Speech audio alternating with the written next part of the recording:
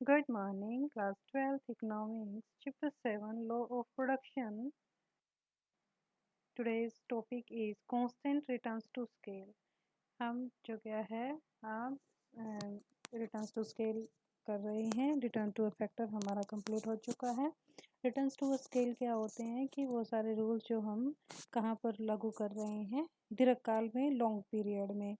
अब दूसरी सिचुएशन थी, पहले थे हमारे इंक्रीजिंग रिटर्न्स टू स्केल, दूसरे हैं constant returns to scale. Constant returns to scales क्या होते हैं कि ये प्रोडक्शन की उस सिचुएशन को प्रकट करते हैं जिसमें जब हम सभी फैक्टर को एक सर्टेन प्रोपोर्शन में बढ़ाते हैं तो उसी प्रोपोर्शन में हमारा जो है प्रोडक्शन वो बढ़ता है. फॉर एग्जांपल, मान लो अगर हमने लेबर की और कैपिटल की 10% हमने उसको इंक्रीज किया है, ठीक है, तो आपका प्रोडक्शन जो है वो भी 10% ही बढ़ेगा.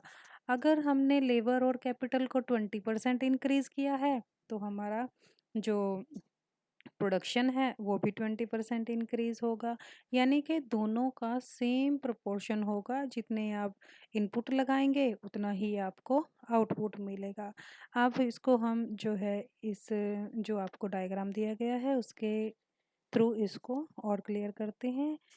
और वाई एक्सिस पे हमने क्या लिया है, परसेंटेज इंक्रीज इन आउटपुट, और ओ एक्स एक्सिस पे हमने क्या लिया है, percentage increase in all factors, यानी कि इनपुट.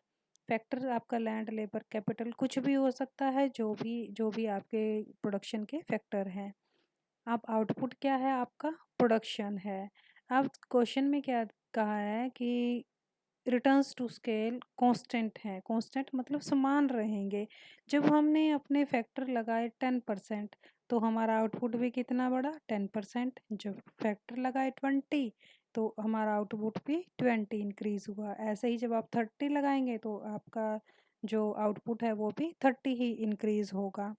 तो ये क्या मेंटेन कर रहा है, ये जो आपका यानी कि 45 डिग्री का एंगल क्रिएट कर रहा है कि जितने आपके फैक्टर्स हैं उतना ही हमारा आउटपुट है.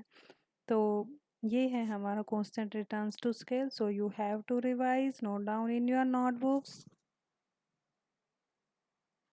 Thank you.